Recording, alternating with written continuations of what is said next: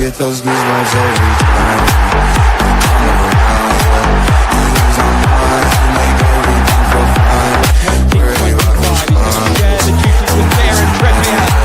Newcastle United. I get those goosebumps every time. I need the hype, throw that to the side. I get those goosebumps every time, yeah. When you're not around, throw that to the side. I get those goosebumps every time. Up the mags. Yes, sir.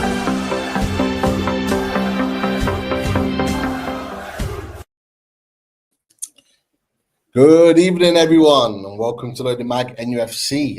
Not what we anticipated starting the afternoon with today, but we are, of course, in an emergency meeting. We have assembled to discuss the big news, and we'll get through it in just a second. But just quick checks in, boys. How are we? Daz, Chris, how are we this evening, this afternoon? I'm all right, apart from man flu. Man flu has struck. So yeah, I was a bit under the weather, but we'll carry on. Not what we expected at all. I kind of made a joke, and I thought it was funny that we enter preseason this week for Loaded, but it's back with a bang. We didn't even get to finish off last season properly yet. But Chris, how are you? Yeah, all right, mate. Off today. Yeah, I'm all right.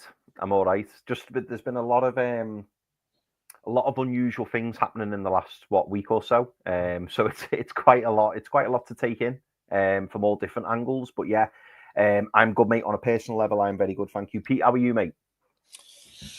Not too bad. Not too bad. But yeah, we'll definitely get into this because there's lots to discuss. So look, we'll do a little run through, and then we'll get our opinions. So this afternoon, out of the blue, out of nowhere, we get a tweet from Craig Hope saying he understands that Paul Mitchell will be leaving Newcastle United by mutual consent.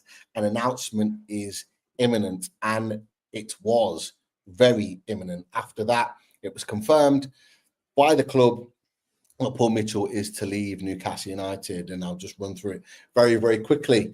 It says, I'd like to thank everyone at Newcastle United for their support over the last year, including Eddie Howe, Becky Langley, the players, staff, owners, and fans. It's been an honour to be a part of the club and to work with some incredible people. I'm leaving at a time that is right for me and the club, particularly Darren Eales, someone who I've worked closely with in my career. The club is in great hands on and off the pitch, and is in a fantastic position to continue building. I'd like to wish everyone connected with Newcastle United a bright and successful future. The club then go on to wish Paul Mitchell well. So, a lot to take in off the back of that, and social media, as you can imagine, went absolutely mad. Keith Downey reacts, giving some quotes and some opinions there. Some interesting opinions from Scott Wilson. He feels leaving this month is a big surprise. I don't think anyone expected it. And Darren Eales leaving is also crucial too. Graham Bailey, friend of the channel. Hope you're having a good holiday. He's away at the moment. Big change coming for Newcastle United. Paul Mitchell leaves. Many within the club not shocked. Interesting take on that. So lots of people coming in with their opinions, thoughts. Let's talk about it, boys, because we did not expect this. 2 days after we secured Champions League football, again, twice in 3 years, first trophy in 70 years domestically, Paul Mitchell leaves. The era of Paul Mitchell that was expected to be this summer is no longer. That's talk to me. What are your thoughts on this particular announcement? Well, I'll give it when I didn't even click on the article when I just saw the headline. I thought, can Eddie Howe work with any sporting director? Because this is the second sporting director that has bit the dust. Let's say that was my initial reaction. Then I was thinking, summer, massive transfer window, our biggest transfer window probably ever.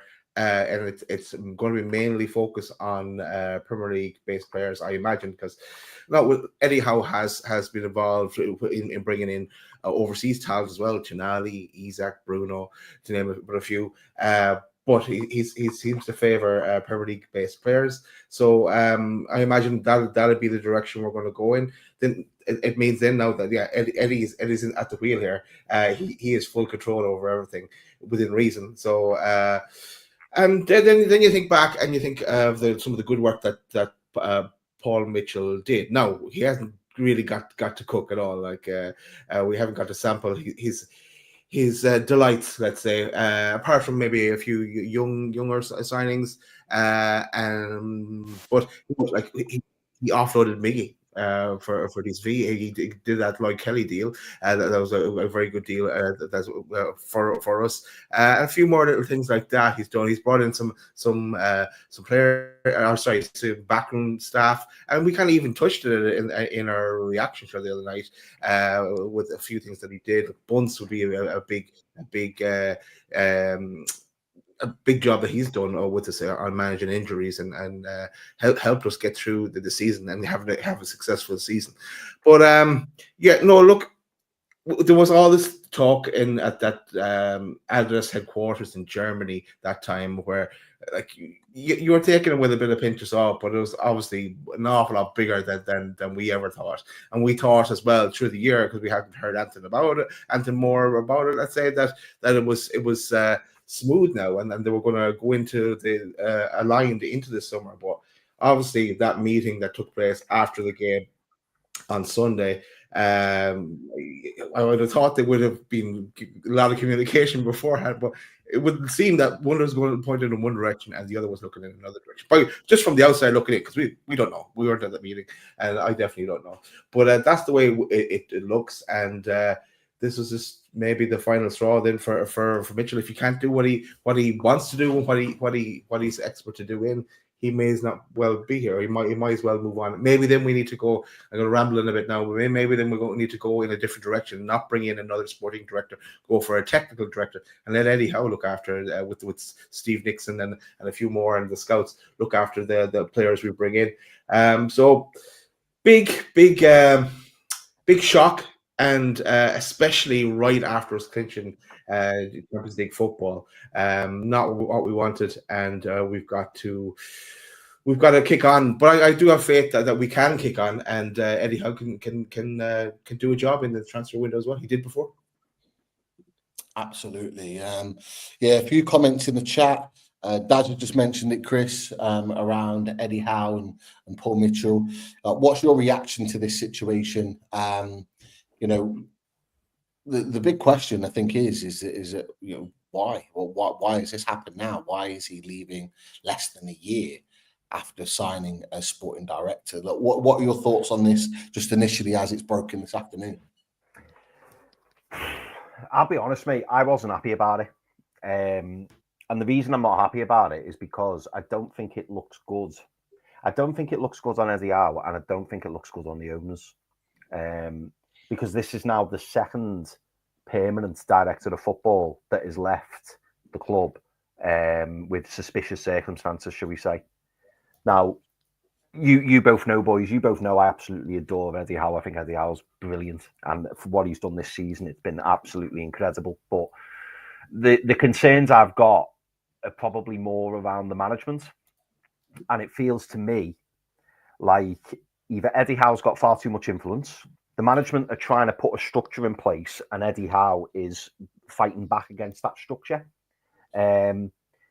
Or it's the fact that Eddie Howe is just seemingly not wanting to work with anyone who doesn't kind of follow his idea or his plan. And I don't like how the club are looking. It's new. Let's be honest, boys. It's news we don't need. We've finished the season. We finished the season on a high. It's been absolutely wonderful. Champions League qualification, trophy in the cabinet. It's brilliant.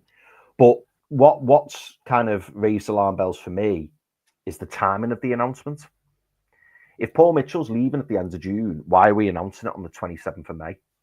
Like, for what reason? It almost feels to me like a little bit of a little bit of skullduggery or a little bit of finger pointing in the background in terms of, maybe Paul Mitchell wants out. But then he's like, I want it announced today. I want it announced today because what you're about to do, I don't agree with, or I don't want with my name hanging around it. Because let's be honest, if something happens tomorrow, whether it be a new contract, whether it be a player coming in, we are all as fans we all know it's not Paul Mitchell. We all know that. So to me, it feels like Paul Mitchell's distancing himself from the club, from decisions. And I just find that worrying because it's the second director of football that we've brought in with the promise of a structure and everyone's mates and everyone's getting along. And again, it's bringing unwanted attention to the club. Oh, another director of football's left. And I noticed within the statement there was no mention of bringing in a replacement. Now, maybe going forward, that's the right thing. Maybe Eddie should just be given the keys and gone, there you go. It's all on you. You do it exactly how you want to do it. Now, obviously, we know following the last game of the season against Everton, we know there was a bit of a transfer summit. And to me, this just feels a little bit knee-jerk following the back of that meeting. I could be completely wrong, and we are all speculating. Nobody really knows what's going on. But I just feel disappointed that Newcastle's in the news again, and it's not positive. Because, people will say, oh, he didn't do anything anyway. And no, Eddie Howe can do it all on his own. And like, I get why people say that. I do. But then the other part of me is thinking, well, why did we bring him in? Why? Surely we're trying to put in place a structure that covers all bases. Am I confident that Eddie Howe can recruit, 15, 16-year-olds, as well as manage the first team, as well as doing the contracts, as well as sorting out the transfers? I'm not so sure. Now, I know Eddie's got other backroom staff there, and maybe he feels that he can kind of divvy that out amongst the people there. We know that under Amanda and Mirdad, we had an incredibly successful transfer window with Eddie Howe involved, Jason Tyndall involved. We know, and Steve Nixon, we know behind the scenes that happened, and it was fine. What I found interesting was when Paul Mitchell came in with a sledgehammer and basically said that wasn't fit for purpose. And it almost feels to me, boys, and Pete, I can't wait to get your opinion on this as well. Like, it almost feels to me like there's been a sudden change of direction. Eddie Howe has, kind of said to the owners, this is how I want to do it. I'm the manager of this football club. And I totally get that. But it feels like weak management to me. It almost feels like, Eddie's kind of making all the decisions, and really it shouldn't be like that. I love Eddie Howe, and I think Eddie Howe's done a fantastic job, and I believe in Eddie Howe, and I believe that he will make the right signings. He will make us successful. But there does come a point where you've got to kind of know your place and go, right, you're doing this, but he is doing this, and this is what he's tasked with doing. We've brought in a lot of youngsters recently, and I wonder, would we have done that? Is that Steve Nixon? Was that Paul Mitchell? I just feel, to summarize it, because I could probably talk another half an hour about this. I just feel really, really disappointed at the timing of it in what is such a huge transfer window for Newcastle United. It's huge. This period is huge. And we've spoken about this, boys, 3 transfer windows without bringing in a first team ready player. And already, the season's been over, 2 days? And already we've just had another bomb drop. And it's like, not again. That's how I'm feeling. And I'm not saying it won't pan out okay. I'm not saying that everything's going to be all right. But I just wish there was a little bit of consistency, a little bit of, like, we've got our people in place and this is the path we're going down, rather than yet another curveball. As soon as I read it, I just thought, oh my God, not again. But Pete, what were your thoughts and how do you feel about it? Am I being a bit of a Debbie Downer here, or? No, I think there's been a bit of to and fro with different opinions, like with regards to the fan base off the back of this. I think there's lots of people that kind of felt like Daz, Eddie Howe can't work with a sporting director. There's people that have felt like yourself, Chris, that is a bit like more negative news. Eddie Howe, giving too much power. Too much influence behind the scenes. it's kind of not working, and you can see it in the chat. We've got 315, 320 people in the chat. Make sure you get those likes up. Sophie's on the case. Get those likes up. Do the good stuff. But yeah, I think there's a lot of different factors to this. I've got to be honest. I'm very reluctant to put this on Eddie Howe. I think it's the natural reaction because we know that they had difficulties before. I think it's quite easy to go, Eddie Howe's won.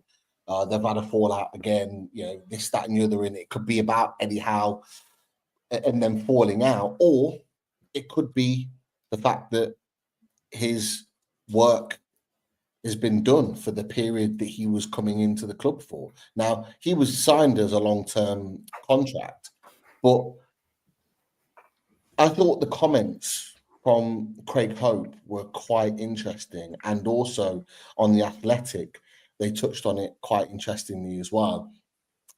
And Paul Mitchell talked about it in his comments to the club, and I'll put them up because I think they are quite important. He puts them on here, and he says, "I'm leaving at a time that is right for me and the club, particularly with Darren Eales, someone who I worked closely with in my career." I don't think he needed to say that. No, I don't. I think that's quite. I have a comment on that as well. For me personally, there's a lot of moving parts, and I'll work through them all. That there says to me, and Craig Hope's touched on it, David Ornstein's touched on it as well, on that emphasis of Darren Eales. And I think it was a Darren Eales appointment. For me, in that summer, when, let's be honest, Darren Eales and Amanda Staveley fell out, Darren Eales won because Amanda Staveley left the club. Now, he wanted his structure in charge at Newcastle United. And he brought Paul Mitchell in. Great appointment. Regardless of whether he goes or not, he is very, very good at his job. Didn't get a chance to execute it as well as we wanted to here, but he's very good. Now, let's not forget Darren Eales is leaving this summer in his role as CEO. If he was a Darren Eales appointment, it actually makes sense for him to leave if he wasn't an appointment that the club needed or wanted at that particular time. And so actually, it could well be that it's got nothing to do with Eddie Howe, and that he wanted to come in to work with Darren Eales. He's seen out his time with Darren Eales because of Darren Eales' unfortunately and timely illness, and that he's left the club because Darren Eales is leaving the club, and that it's his job done.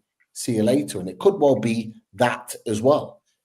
I don't buy it being all about Eddie Howe. And look, we can talk about Eddie Howe and his power and his influence. For me, it's not necessarily about that. I think it's about the structure. Now, a couple of things have come out in recent days in the build-up to this. And there's been an emphasis on a talk of a technical director being appointed and people being interviewed for that. For me, I don't think a technical director and a sporting director works in the same structure of the club. So it's either one or the other. And so if that's the structure that they want to work for, now that Darren Eales is going, I think it kind of makes sense from that perspective that they have a technical director take on that responsibility, and that can cover recruitment as well. Rumours today going out about technical director will have responsibility for recruitment as well. Could well be the case, and someone takes that responsibility on. We'll come back to that in a second. There's a lot of moving parts to this, lads, but what I will say is that the structure behind the scenes, away from the playing staff, there's a lot needs to be changed. And I thought Graham Bailey's comments here were quite telling. Big changes coming for Newcastle United. I think he means the structure of the club here. Interestingly, the last point I was going to make, many within the club not shocked.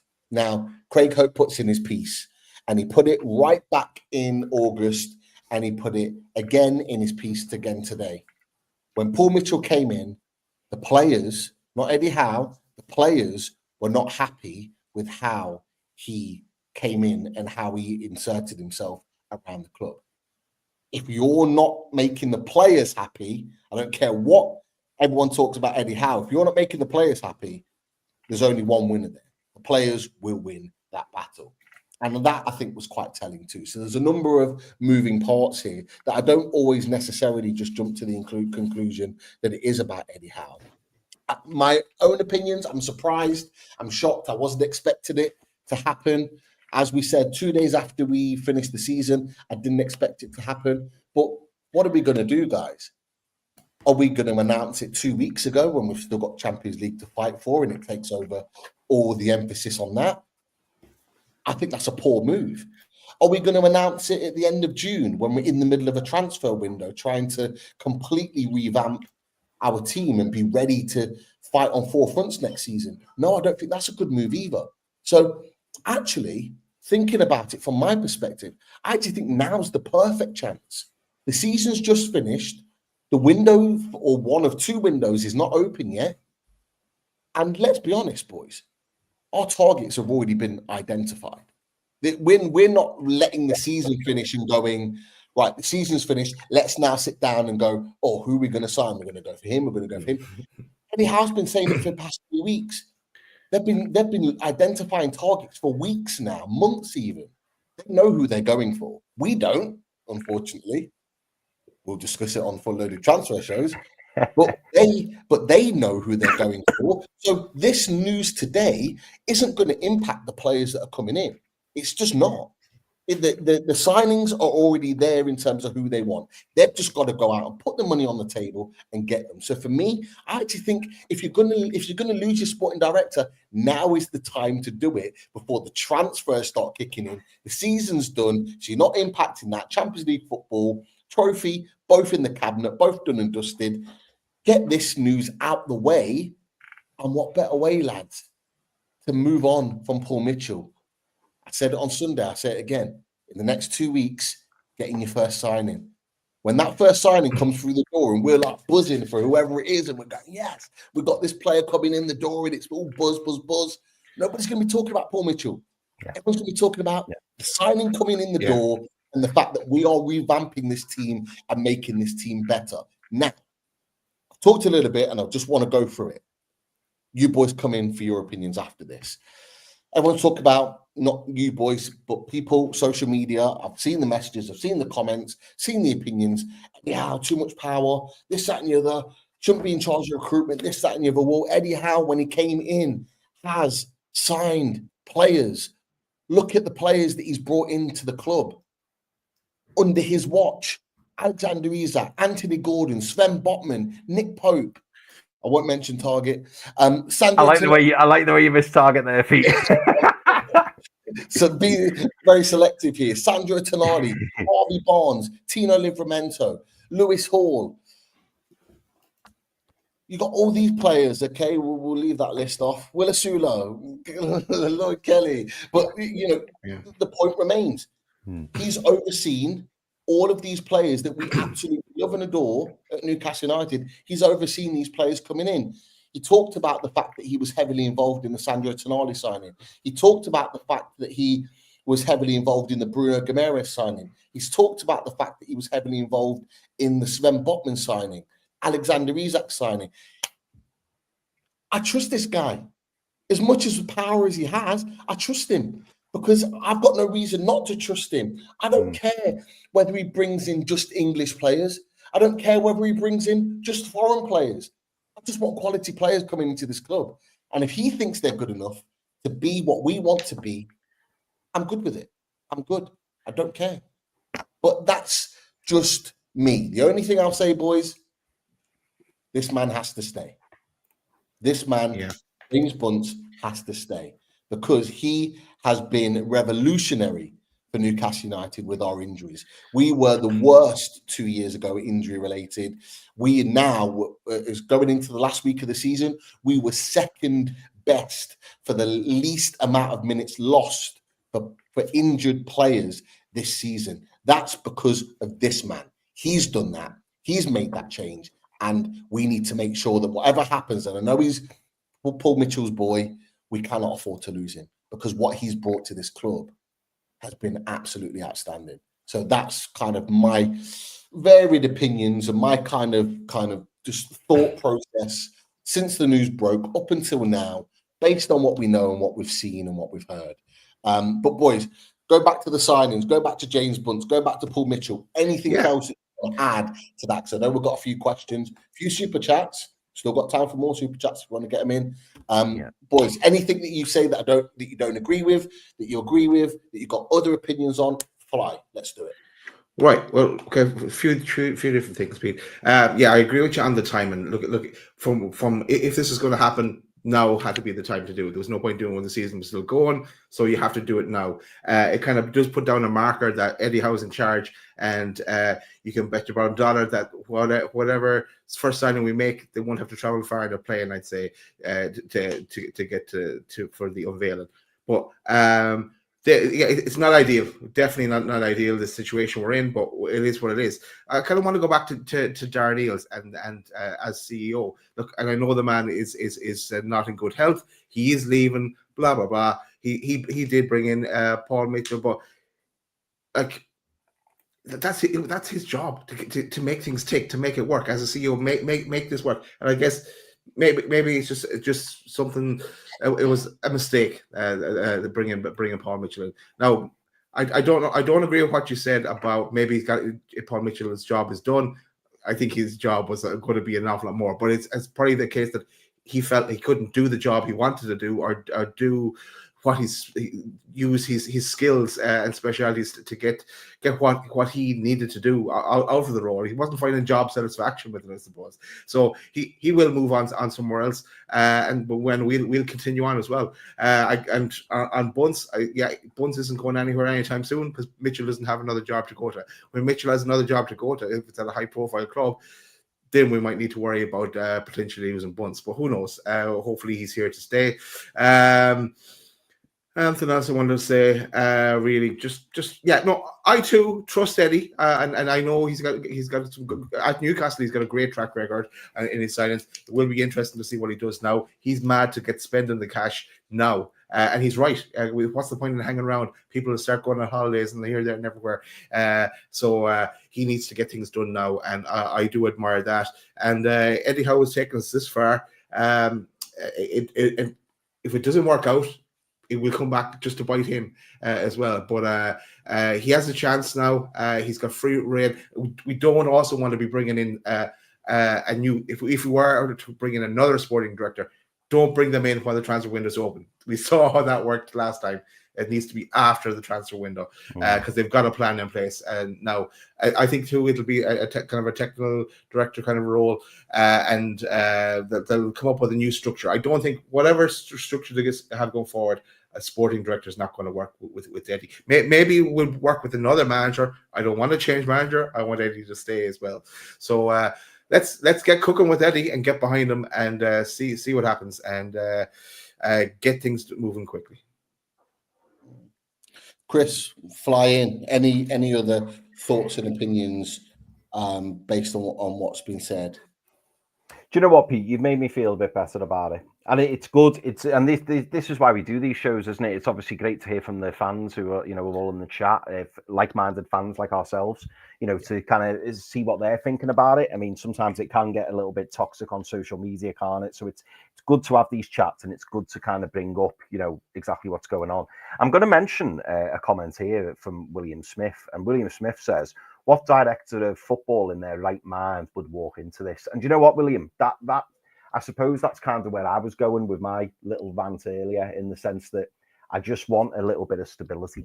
I just want a line to be drawn now, and going forward, just have a well-oiled, executed plan, because it feels like to me that almost decisions have been made and maybe the right people haven't been consulted, or that maybe discussions or conversations haven't taken place.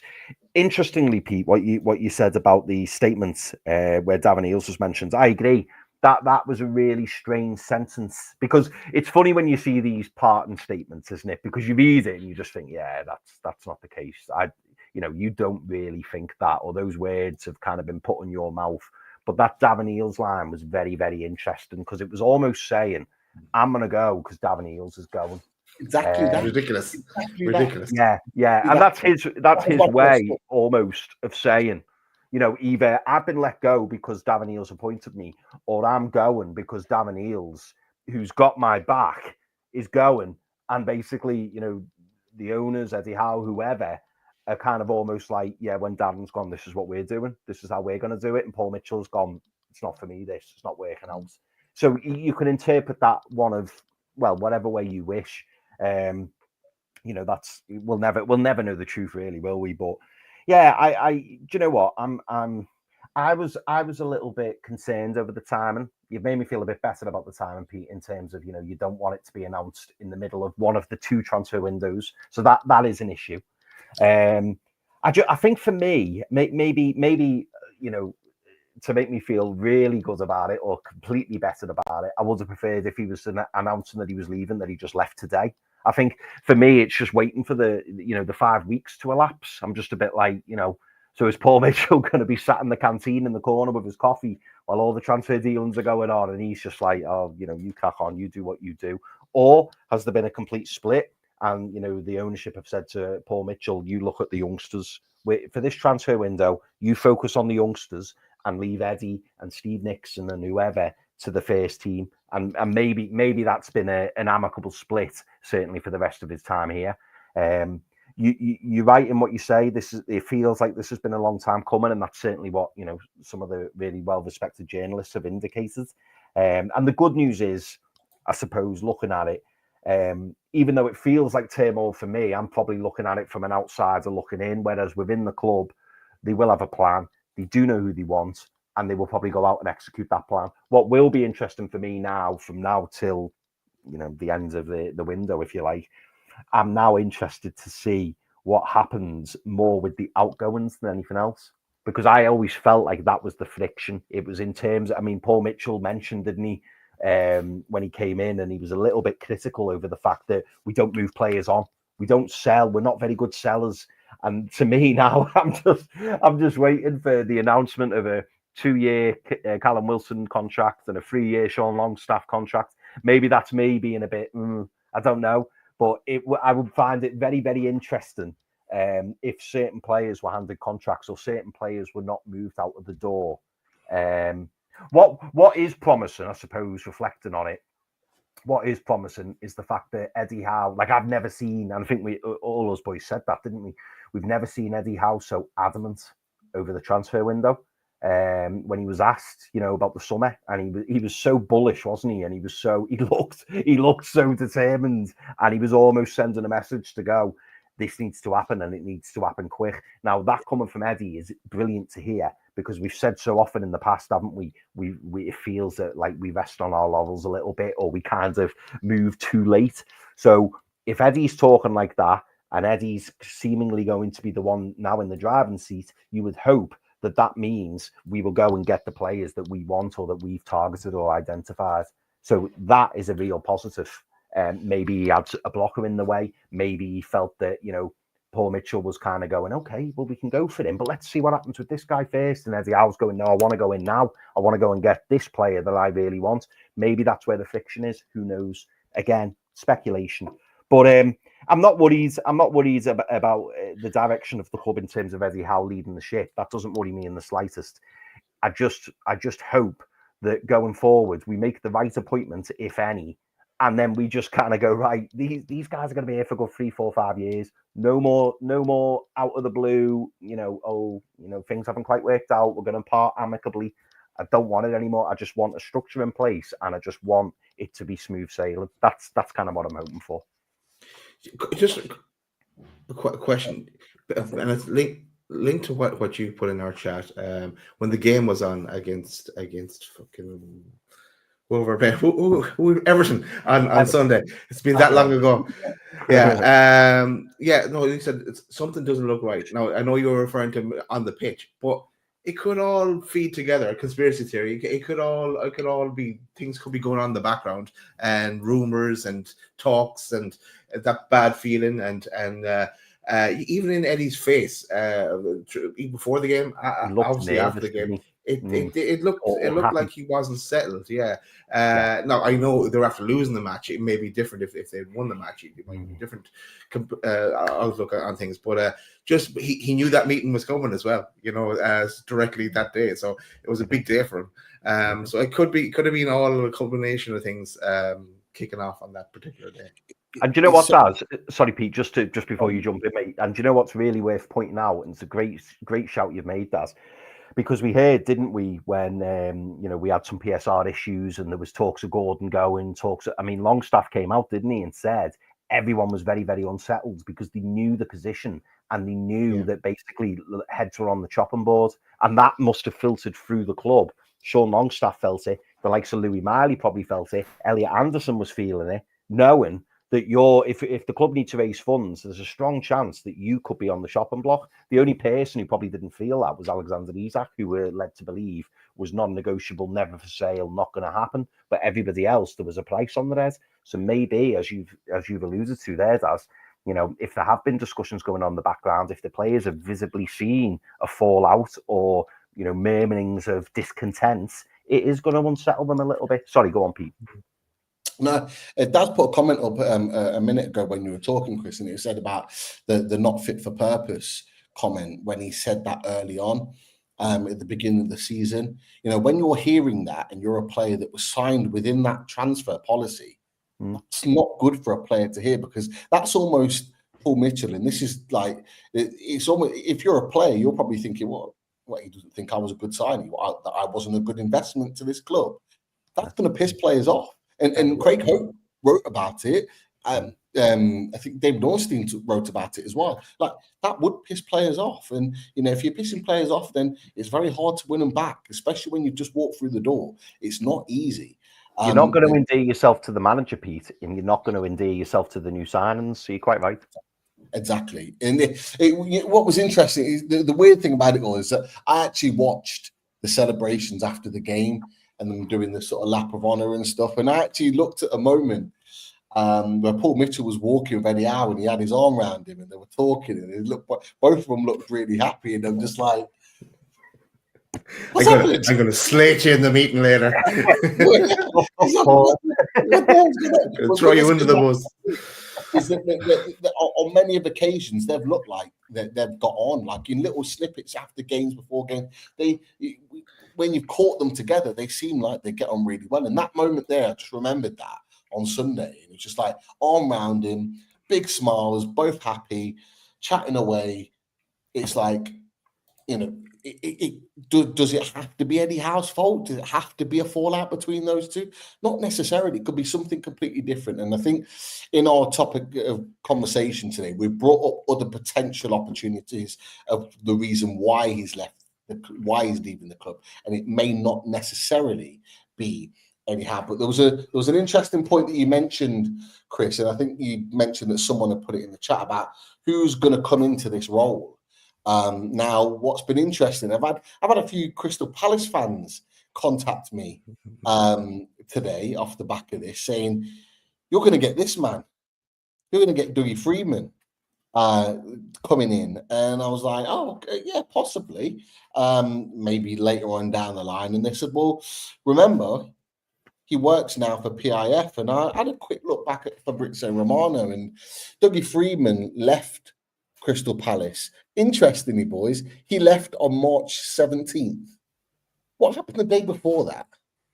March 17th. What happened on March? We had a trophy win, I think, and that's Paddy's Day. So I was there. I was in the parade with the trophy that day. Yeah, we were celebrating the trophy the night before. Lots of hangovers on March 17th. But on March 17th, Dougie Freedman went to sign for Al Diriyah in Saudi, who are owned by PIF. So a lot of Crystal Palace fans have been coming today saying Dougie Freedman, he's going Newcastle. Like, that's a guarantee. And you're asking the question, who could take on that role as director of football, technical director, and be part of recruitment and do all the other aspects of the job? There is someone that could potentially come in. And let's not forget, boys, lads and lasses in the chat as well, let's not forget, who was the one that Newcastle United wanted before Paul Mitchell was even part of this conversation? Probably this time last year. Yeah, we did a show on it. We did. Yeah. Dougie Freedman was the one that they went for, and Paul Mitchell was part of those initial discussions about who was going to take over from Dan Ashworth. We wanted Dougie Freedman. He decided to stay at Palace. Is it that with Paul Mitchell being Darren Eales guy and Darren Eales leaving the club, that the club are now reverting back to who they initially wanted, and Dougie Freedman becomes the guy. Who knows? But it's a scenario that could actually work out, that they actually go with the target they initially wanted. Someone that Eddie Howe knows and respects and worked with before. Someone that can do multiple positions within that job, and someone that isn't linked to a member of staff, CEO that's no longer going to be at the club. So it's another avenue, boys, to consider on that. But surely what has to happen. Sorry, Pete. So surely what has to happen is that a CEO, Darren Eales leaves, a CEO is appointed, and then they appoint, unless that role that's been talked about is already in the balance. But they need to set up a new structure, and it's something that will work with Eddie Howe in charge of this football club. So I think the one thing for me is that I think it's quite clear now that Eddie Howe, Steve Nixon, and Andy Howe will be in charge of recruitment going into this summer, because I don't see a sporting technical director being signed any time before June. No. Certainly, if Paul Mitchell stay until the end of June, which is what has been talked about and what he's mentioned, that's almost a huge chunk into the summer window. You'd have had one window been and gone. The second one would be about to open at that point. I don't see a sporting technical director coming in at that point. And maybe he's had every other role in the club. He could well be Mark Gillespie for sporting technical director, but What's the CEO? There you go. Quite possibly. But look, we've got 430 people in the chat watching the show right now, and we should be getting 200 likes easy. If you just click that like now, I know Sophie B and the team are telling you in the chat to ramp it up. We appreciate you all coming in early doors this early or late afternoon, should I say. Hit the like on the show, and should we go to some comments and some super chats? Because there's been a lot of super chats in there. I like that. He does. I like that. Yeah, I grabbed that earlier. I thought that was Eddie. Eddie is now cooking. Forget Paul Mitchell. Eddie is in the house. Absolutely. So boys, you want to run through some comments, some super chats? I know there's been a few. Should we start with Jerry? Start with Jerry. Let's start with Jerry. We'll share this, Chris. As in the comment reading out. Jerry, thanks very much for the super chat. First of all, I was always bound to cause some to make negative assumptions. How about we try thinking this is a positive thing, whatever it may mean. How about we rationalize? Won a cup and in the Champions League. I only see positive. Great content this season, lads. Tune. Thanks, Jerry. Thanks very much for the super chat. Really nice, mate. Thank you. Top stuff. And he's right. We should stay positive. And you know what? I suppose we give our initial reaction on things, don't we? And the overarching positive for me, particularly off what Pete said and as the overarching positive for me is that going forward, if we're talking about a transfer window headed by Eddie Howe, Steve Nixon, Jason Tindall, and Andy Howe, like, I haven't got any complaints, because the last time that they headed up a transfer window, it was pretty good. So no complaints from me on that mark. It's more just the fact that going forward, I'd like a bit of stability and no more people leaving. That would be my takeaway. I think that's more than fair, Chris. I think that's more than fair. It's been all over the place since we came in, since the new owners came in. We had the 1st January transfer window that was, the Dan Ashworth, is he, will he, won't he? That rumbled on into the summer. And then we had it all kind of come to a head again after that with Dan Ashworth after a year. Paul Mitchell's come in. It has been unsettled behind the scenes in the structure of the club. So we're well within our rights to turn around and go, let's get this sorted now and let's keep this structure as it is. Let's find a structure that works and let's stick to it. Absolutely.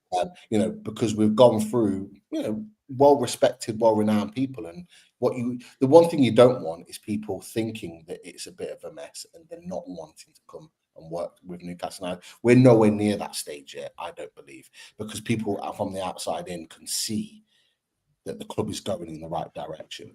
So they can see the worth of Newcastle United, but you don't want that to be the case moving forward. And I think you're well within the rights to say, let's get that structure right.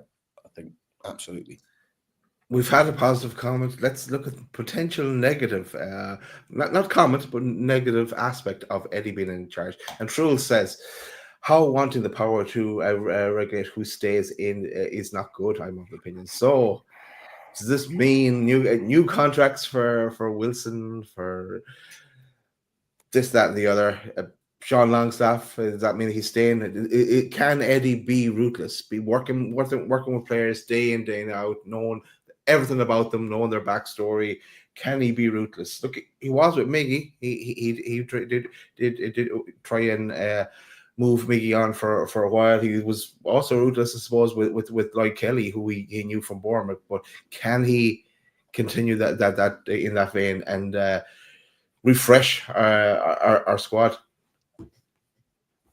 I hope so, Daz. I really, really hope so. And I think Trolls makes a really good point there because, and thank you very much for the super chat, Trolls. Trolls makes a really good point because for me now, this just shines a torch. As I mentioned earlier, it shines a torch on the people who stay. It really, really does. Because if we, like I said before, if Sean Longstaff gets a new contract, if Callum Wilson gets a new contract, if Matty Target gets a new contract, everyone all of a sudden is going to start going, hang on a minute.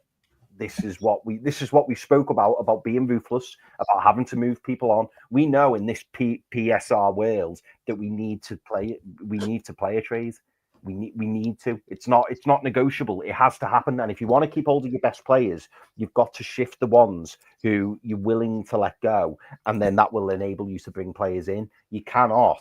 That's probably one thing from what Paul Mitchell was saying. Maybe he could have worded it slightly better, but I think that's what Paul Mitchell was alluding to, in the fact that you can't every couple of windows just go, yeah, I'll just spend 250 million.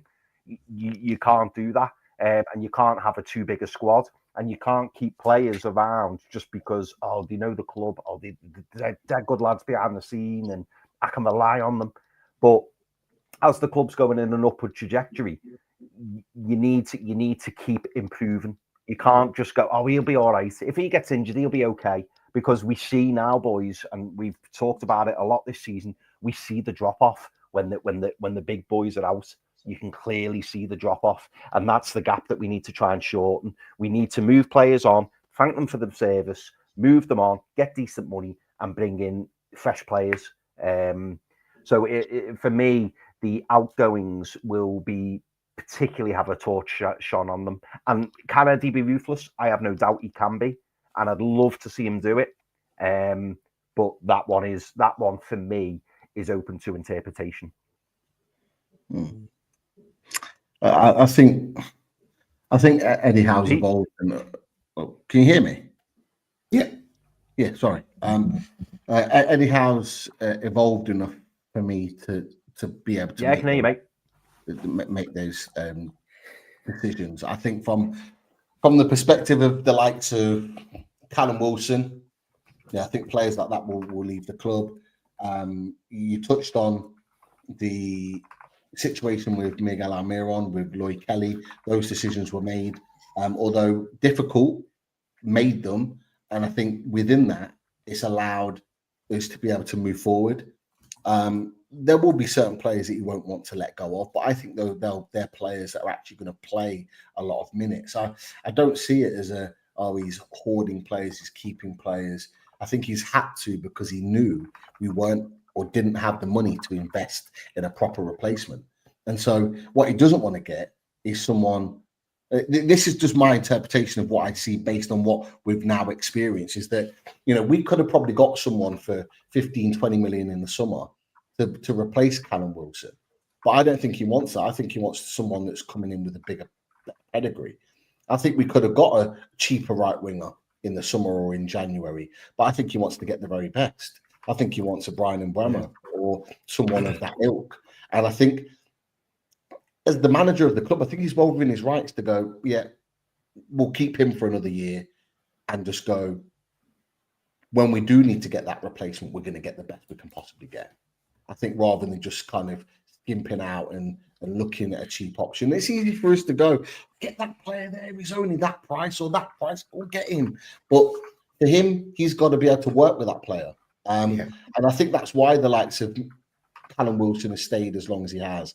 That's why the likes of Miguel Almiron stayed as long as he did. I think Eddie Howe knows that now. I think Eddie Howe will make the right decisions in this summer. I do think Callum Wilson's gone. I do think there's other players that will leave. Matty Targett will find another club, and we will go out and potentially get another left back to cover and support Lewis Hall. We will go and make those changes. There's no doubt about it for me. But I think it's for other people to kind of get behind and believe that he is capable of making those. He's Eddie Howe's done nothing for me to make me feel like he can't do that job, because from when he's come in, he's only got better. He's only evolved. He's had little drops in form and times where people are questioning, but every manager gets that. Look at what Pep's getting this season at Man City, and he won four on the row. And they've got some sections of the fan base that want him out, which is crazy. You know, every manager gets it, but he's given me no reason to believe that he can't do this. And I think the owners want Eddie Howe to do this, and I think that's really important. Yeah, it is. It is. Jonathan comes in with a comment as well. He goes, "Can you really blame Eddie for forcing Mitchell out?" We can't. That's looking between the lines there. But when his first public press conference involved calling out Eddie's prior transfer business. Yeah, he didn't start well. No. We were all excited to have him, but he if anyone goes back and looks at those first couple of interviews that he's done, they don't look like good reading now. But now what we know, they really don't look like good reading. And the likes of Craig Hope and various others saying that at the time, it's actually, I'm not saying that's the reason why he's leaving now, but it doesn't look good. It doesn't. Do you remember, Pete, how ridiculous it was getting? Do you remember at the press conferences, Eddie kept getting asked, have you spoken to Paul Mitchell? When did you last speak to Paul Mitchell? Is everything okay with Paul Mitchell? And he was just like, I don't want to keep talking about it. It just shows you. It's funny when you look back in it and think that was laughable. So was that at the boxing as well, wasn't it? Weren't they? Yeah, in Saudi, yeah. There was one press conference in the road to a game where I think it was like for at least 3/4 of it just Paul Mitchell questions, and he just had to say like, let's kind of move on and talk about something else. Like, didn't have to do that. It's ridiculous, but it is what it is. Bruno's in the chat, and Bruno says Stevie Nicks has earned his chance to move up. I'm of the opinion. Yes, he's been around a while now, Stevie Nicks. But the amount of times I hear that he's been looking in South America, and then we never actually bring in anyone from South America that's based in South America. You know, that's a really good point, actually, Daz, because he's been saying it for a while, hasn't it? It's saying, he's scouting South America, and like does he just go stay with Tim Vickery or something for a couple of weeks and then come back again? I don't know what he's be at, but it never works out in me. To be fair, am I right in thinking? Someone correct me if I'm wrong. Am I right in thinking that Steve Nixon is doing his sporting directors kind of training or technical directors training? I'm sure he's doing that, the qualification to become a sporting director or technical director. I'm pretty sure he's working towards that achievement and has been for a little bit now. So it's not out the realms of possibility that he is the guy that comes in, because that's like you said, he was the guy that went over to bring Bruno Guimaraes to Newcastle United. He's the guy that went to get him. He's probably already out there. Let's hope. But equally, he's identified a number of players, including Alexander Isak, as a potential target for Newcastle United. So we know he's got the credentials. Let's just see whether they actually give him the reins. So it can go in different ways. We just talked about Dougie Freedman. There's a possibility of coming in. You've got Steve Nixon that could be moved up into that position. There's lots of other opportunities to change the structure and it still be really efficient and not have to have too many changes. Two in Army 1 says, for me, the decision gives this decision. Sorry, I can't read because I'm sick. For me, this decision gives the upcoming transfer window even more importance than it already had. How over to you? Thoughts? And cheers to an Army for the super chat. Yeah, thank you to an Army. Yeah. I'll wait for Chris. Oh, sorry. I do you know what? I'm not even frozen. I thought. Sorry, Pete. I thought you were going. Yeah. I mean, do you know what? It does give more importance. Well, in fact, no. Maybe not more importance to an Army 1. Maybe more. Like I'll use the word I used before. Maybe more of a spotlight, because now there's going to be no question. Next signing we bring in, next new contract that gets signed, next player who doesn't get sold. It's solely going to be looking at one person. As a fan base, we all know that decision will have solely, 99% solely come from Eddie Howe. And obviously, when Paul Mitchell came in, we were expecting this revolutionary idea of, the way that we do our transfer business. He'll probably work in partnership with Eddie Howe, but it'll be Paul Mitchell who's identifying the players and say, I want him. The fact that Paul Mitchell's been stood down from his duties would suggest that maybe there's a little bit of different.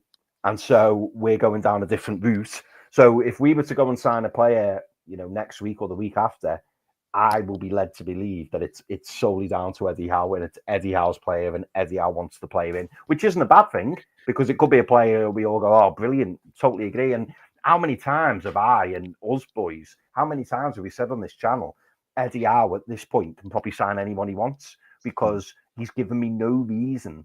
He's given me no reason to not back his decision making, and he's given me no reason to go, oh, I don't like him or I don't like that player, because if Eddie Howe wants that player, 9 times out of 10 he'll make them a better player. So I in terms of the importance, I would say more the spotlight. It shines a spotlight more on Eddie Howe for me. Yeah, that might not necessarily be a bad thing either. This is the thing. Like, there'll be some people that, like you said, Chris, we've got no reason to not believe that his signings have been good. We had the list up before the quality players that have come in. But we have a knack sometimes as a fan base to think negatively, that everything's the worst, that everything's bad. And actually, it may not be. We may go out and sign top-level players that Paul Mitchell may not have wanted. It could well be the case. So we have to just let the situation be what it is. Let Eddie Howe go out. Can I just? Do his business. That's what he needs to do. Go on, Chris. Sorry, Pete. It's my connection, mate. I do apologise. I've just got to counter this from Terraces. I've got to say, I have to say, Terraces. Chris Wood for me was probably one of Eddie Howe's smartest signings. Albeit, I know that he's left the club and he's done very, very well at Forest, as it turns out. I don't think anyone was expecting that. But that move in itself was a stroke of genius, in my opinion, because not only did Chris Wood help in keeping us up, but also it kind of pushed Burnley down by taking their best striker off them. So I know people will look at it and go, well, he's a dodgy signing. I think we signed him for 25 million and then we ended up getting 19 million back. So that 6 million shortfall kept us in the Premier League, or it certainly helped keep us in the Premier League. So I actually think that was a really good deal. And Matty Targett, you could argue, maybe better left backs out there, but it was a bit of a mad dash. It was a crazy transfer window and we needed to bring players in there and then. And at the time, if you remember, when Matty Targett was in the first team and played in that season where we ended up staying up, Matty Targett played well. He was a significant upgrade on the left backs that we had at the time. So even now, yes, he stayed too long, and yes, we should have got rid of him. And yes, in my opinion, last summer window we should have loaned him out. And apparently Eddie Howe put the blocks on that. I will put the criticism out there because I think we should have moved him on. However, I still think Matty Targett was a pretty decent signing for the money that we paid for him. Just going to say that.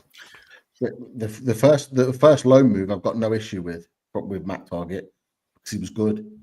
But yeah, when we paid the money for him, we thought we were going to get that same Matt Target that we got on loan, and we just didn't get it. So anyone would have assumed that he would have carried on in that form, and he just didn't. He wasn't good the season after. But Byrne came in, took us to the Champions League. So we can't necessarily moan at that. It is what it is. But yeah, well, Matt Target's a player I expect to be leaving in the summer. That's for sure. Okay, just a reminder to people as well, smash that like button. Also, coming up in 27 minutes, it's top table talk, including Wolfie, before people ask. And actually mentioning Wolfie, if you haven't seen it, I started watching it, but I didn't get to complete it with all this other news happening. Good chat with Kieran Maguire, so check that out. And also, things I took, the bit I watched, for every £1 you get in the Conference League, you get 9 in the Champions League, and 3.5 million between places as well in the Premier League. So that's the difference between those places. I know we had a conversation about that before. So I've only watched a small bit of it. Also, David H. Graham Bailey is looking for you. He's expecting you to make contact. So don't keep him waiting. There's as promised. Also, yeah, I thought this was interesting here, and we better finish up soon, boys, and get and take a little break for the next one. But Geordie's at St James's Park says, I think Mitchell wanted to sell Gordon. I'm of the opinion, or did Eddie want to sell Gordon and Mitchell want him to stay, or was it nothing to do with it at all? Interesting. Possibly. An interesting one.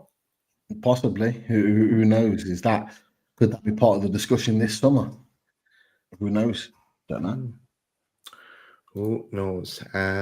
You see, boys, I've got to read. Come on, someone mentioned Garnacho's name, and me mates in the group chat were talking about Garnacho. Absolutely not. Nah. Absolutely not.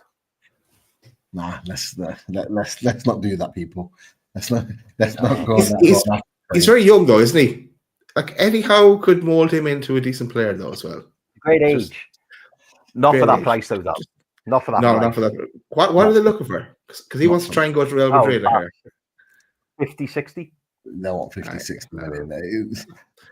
Not when you can get Mbeumo for that or any other top right winger for that. There's no way that I'm paying that sort of money. Not a chance. Just might be. Right, I'm just going to mention this from 1983 as well. Let's all hope we get players in from 1st to 10th. Whatever that means. I think he's alluding, 1983 is alluding to the fact that now Eddie's in charge. I mean, tell me if I'm wrong, 1983, but I think he's alluding to the fact that now Eddie's in charge of transfers. We're just predominantly going to sign Premier League players, and he's hoping it's 1st to 10th clubs rather than probably 11th to 20th clubs. I think that's what he means. I don't like that narrative. That narrative's not great for me. He's already proven he can get. He's already signed European quality players. Like, yeah, I think Bournemouth are expecting a few calls though. How many has he signed? Andy Carroll was right. Andy Carroll was right. How many has he? He inherited a number from Bournemouth, but how many has he actually signed from Bournemouth? So he got Fraser, didn't he? Brought Fraser in. No, Fraser was already here. No, Fraser was here. Oh, was he? Yeah, he wouldn't be wrong otherwise. Yeah. So he already had Wilson. He already had Fraser. He already had Matt Ritchie. He bought Lloyd Kelly. What? Got him for free. Yeah. But who else is he actually signed from? We're all that talk about Solanke for a long time. Solanke got mentioned. With the heart. And this is the thing. This is why everyone just assumes that he just goes to sign for Bournemouth, or he just goes and signs like players only in the Premier League. But like, we play in the Premier League. And any club would want Premier League ready players. It just makes sense. They just cost more money. But we've only signed one player from Bournemouth, and everyone's or those that have this kind of opinion just sidestep the fact that we've got Isak, Bruno, Botman, Sandro Tonali. None of them came from England. All came from good clubs, top clubs, wherever they were in other countries. Like, come on, that narrative's like, it's old now. It's old. Well, then maybe we need to take a little, not a bet, but a little call on this. Okay, let's say he signed 6 players. What percentage of them would be based in have played in the Premier League? I'm saying 75%. That's what I was thinking. 50-60%. Look, I've not got an issue if they all come from the Premier League. It doesn't matter to me. Like, it makes sense for a Premier League manager to buy players that are in the league, know the country, and already settled, because the transition's easier. There's less work that you have to do. But they're more expensive. But they are, and that's the thing. But he's already proved. He signed Sandro Tonali for 55 million. That boy could not speak a word of English coming over here, like barely speak a word of English. And he knew he was going to be good enough, so he was persistent. Forget the betting stuff in the ban. He was persistent. He wanted him in the club. And it wasn't about settling in, speaking English. He knew he was ready for this system and to play. So he has shown that he can do it. So, no, look, we'll see. Yeah. I think we're bringing it to a close, but we're not going anywhere too far, because you join us for Top Table Talk. If you're watching this now, as the show ends, it'll bring you straight into the Top Table. But if you watch this on playback later on, it'll bring you straight into Top Table Talk. And you're going to definitely want to see the start of that, I think, just for the banter. That is it. We will see you in 20 minutes. Just a real big shout out to the likes of Sophie B, and Colton and various others that have told us to told people to get those likes up. And Colton and Sophie in particular, they're on it every single show. Big respect. People don't realize how much those likes make a difference to us. Still got a way over 400 in the chat. We really do appreciate it. 6 more likes. Sophie's just put to 200. Let's get us over that 200 nice and quickly before the show plays out. So big up to you guys. Big up to everyone in the chat. Comments, questions, super chats. Just jump straight over to Top Table Talk and carry on talking in that chat, because we're going to move over there in just a second, and we'll be there 6:30. How'd you like that? Let the cookings begin. How you like